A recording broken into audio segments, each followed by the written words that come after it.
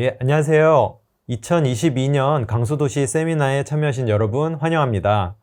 태제연구재단이 후원하고 서울대 건축학과가 주최하는 강수도시 아이디어 공모전에 접수가 지금 진행 중인데요. 이와 발맞추어 미래사회와 강수도시를 주제로 앞으로 6번의 세미나가 개최될 예정입니다. 오늘은 바로 그 첫 번째 시간이고요. 저는 이번 세미나를 기획하고 옆에 앉은 이가영 대표님과 함께 공동 진행을 할 예정인 서울대학교 환경대학원의 김세훈입니다. 네, 안녕하세요. 저는 함께 공동 진행을 하게 된 도시 전문 미디어 요즘 도시의 이가영이라고 합니다.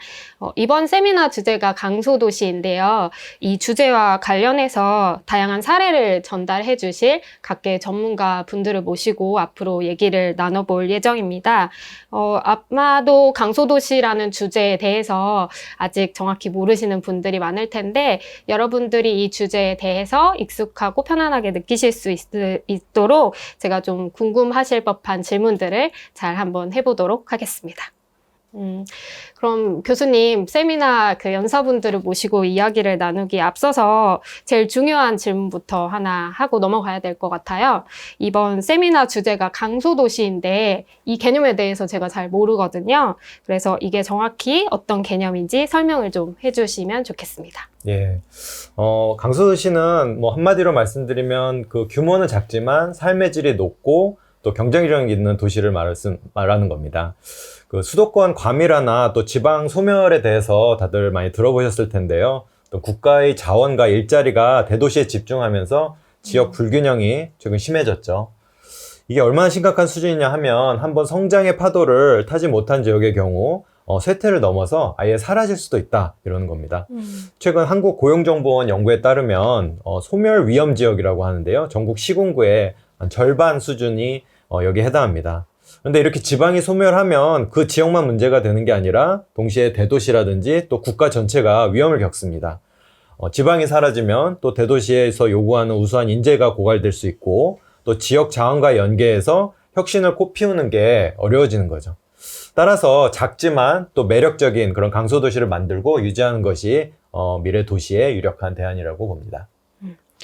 저도 지방 소멸이라고 하는 주제는 공부를 하면서 많이 들어봐서 익숙한 주제이긴 한데 소멸 위험 지역의 절반이라고 하는 수치는 정말 대단한 것 같아요. 근데 이러한 위기 속에서도 제 주변에서도 그렇고 좀 많은 흐름으로 보이는 것이 최근 로컬 크리에이터라는 이름으로 지역으로 내려가서 좀 다양한 라이프 스타일 영역을 개척하시는 그런 청년분들도 많이 있고 또 지자체들에서도 이런 주체를 굉장히 열심히 지원하고 하는 사업들을 하는 것을 볼 수 있었어요.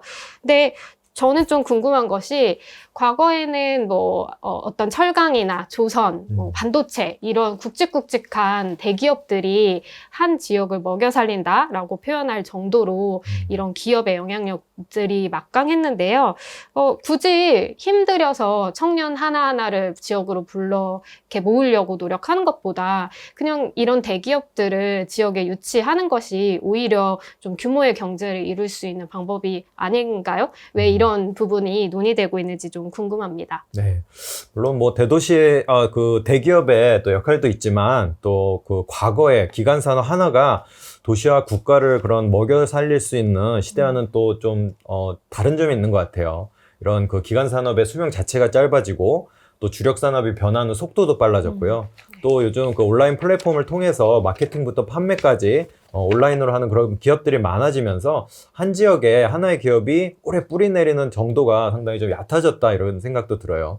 기업도 또 사람들도 인재들도 이동성이 전반적으로 좀 커졌다고 생각을 하고요. 결국 한 도시의 매력이라는 게 어떤 단일 산업 하나에 의존하거나 또 그 먹고 사는 것을 해결해 주는데 머물러서는 안 된다고 생각을 합니다. 물질적으로 이미 풍요로운 지금 시대에는요, 지역 자체의 고유성, 또 시그니처 경험, 그리고 풍요로운 일상을 해당 지역에서 갖추기 위해서 노력을 해야 되고 또 그런 도시가 사람들로부터 선택을 받는 시대가 된 것 같아요.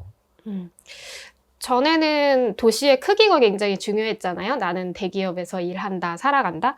근데 이제는 말씀 이렇게 하신 것처럼 도시의 크기와는 상관없이 이 도시를 살아가는 구성원들이 매일의 일상이 좀 가득 차 있고 좀 어떤 만족감이 크다라고 느끼는 그런 도시를 좀 쉽게 말하자면 강소도시라고 이해할 수 있지 않나라고 제 나름의 정의를 내려보게 되는 것 같아요. 그래서 앞으로 세미나에서는 이런 강소도시를 만들어가는 여러 주체분들을 모시고 이야기를 나눠보려고 합니다. 청년 당사자로서 지역의 일자리, 문화, 커뮤니티를 열심히 만들어가고 계시는 유휴하우스, 또 모한웅, 만나 CEA의 대표님들, 그리고 다양한 계층의 주거 다양성을 위한 프로젝트를 하고 계시는 EMA, 삼시옷, 그리고 정책 분야에서는 또 이런 시도들을 지원하기 위해서 어떤 사업을 계획하고 있으신지도 함께 들어보려고 합니다.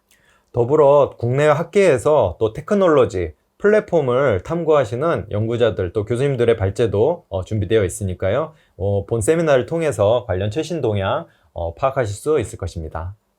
네, 그러면 오늘 첫 번째 세미나인데요. 아주 중요한 분들을 모셨다고 제가 들었습니다. 교수님께서 오늘 발제자 두 분을 한번 소개를 해주시면 좋을 것 같아요. 네, 오늘 첫 번째 세미나는 더 나은 일상을 위한 강소도시를 주제로 했습니다.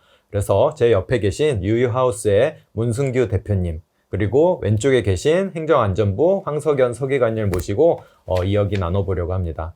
먼저 문승규 대표님은 건축가의 사회적 또 지역적 역할에 대해서 많이 고민을 하신 걸로 알고 있고, 또 과거에 블랭크라는 기업을 통해서 커뮤니티 기반 그런 공간을 기획한 그 경력이 있으세요. 그래서 오늘은 지역 빈집을 활용해서 지역사회와 또 워케이션 등의 새로운 라이프스타일, 거주 공간을 만드는 유휴를 소개해 주실 예정입니다. 그 다음에 행정안전부의 황석연 서기관님은 세 차례에 걸쳐서 청년 마을을 기획하신 그 경험을 오늘 공유해 주실 겁니다. 그걸 통해서 하나의 지역이 강소도시로 거듭나기 위한 여러 가지 정책과 조건에 대해서 소개해 주시겠습니다. 네. 그래서 두 분의 발제를 한 20분 정도씩 각각 듣고 다시 다 함께 모여서 교수님과 함께 질문을 좀 주고받는 시간을 가져보려고 합니다. 지금 줌이나 유튜브 세션으로 참가하고 계신 분들이 있으실 텐데요. 채팅창에 궁금한 점도 남겨주시면 저희가 시간이 되는 한 토론 시간에 좀 관련 주제에 대해서 논의를 해보도록 하겠습니다. 그러면 유휴의 문승규 대표님 이야기부터 들어보겠습니다.